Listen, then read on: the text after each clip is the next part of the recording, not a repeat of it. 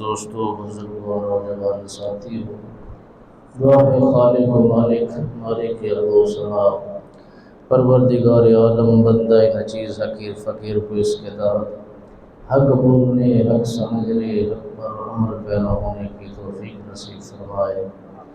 عزیزان گرامی، قرآن کریم کے اس جز کے اندر ان گناہ گاروں کا ذکر خیر فرمایا گیا جو رحمت دو عالم آقا نامدار صلی اللہ علیہ وسلم سرکار کے ساتھ محبت اور پیار کا اظہار کرنے ہوئے رسول اللہ صلی اللہ علیہ وسلم سرکار کے ساتھ والہانہ پیار کا اظہار فرماتے ہیں۔ رب نے فرمایا کہ وہ محبوب رحمت للعالمین محبوب ہے، جو بھی ان کی دربار میں جائے خالی لوٹ کر نہیں آتا، جو بھی در مصطفیٰ پر حاضری دینے کے لیے پہنچے تو اس انداز میں لوٹ کر نہیں آتا جس طرح وہ پہلے جا چکا ہوتا ہے۔ یہ وہ واحد در ہے اور وہ واحد گھر ہے جہاں پر رسول اللہ صلی اللہ علیہ وبارک وسلم سرکار کے صحابہ نے اور آپ کے اصحاب نے، آپ کے یاروں نے،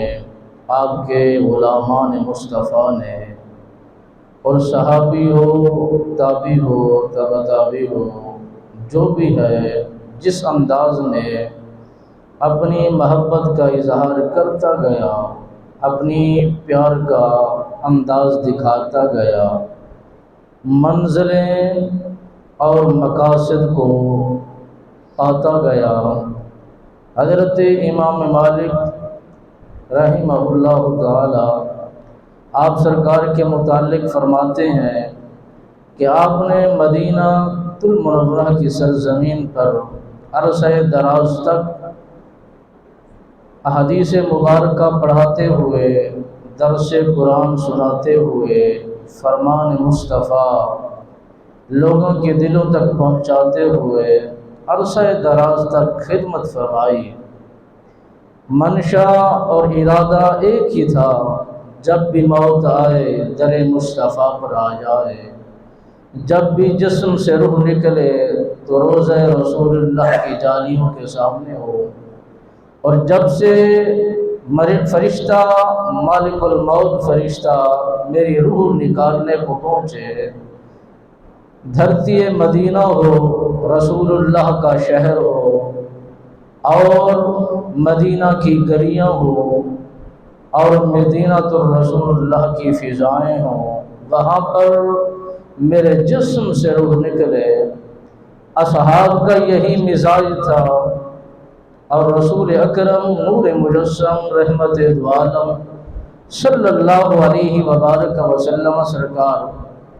آپ حضرت سعد ابن وقاص کے ہاں تشریف لے جاتے ہیں۔ حضرت علی المرتضیٰ شیر خدا اس کے راوی ہیں۔ آپ نے لکھا، مسلم شریف کی حدیث مبارک ہے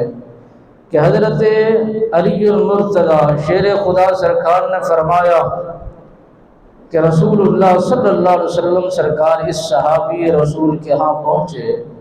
آپ نے پانی طلب فرمایا، وضو فرمایا، قبلہ رخ کھڑے ہو کر بارگاہ خداوندی میں التجا کی، مولا جس طرح حضرت ابراہیم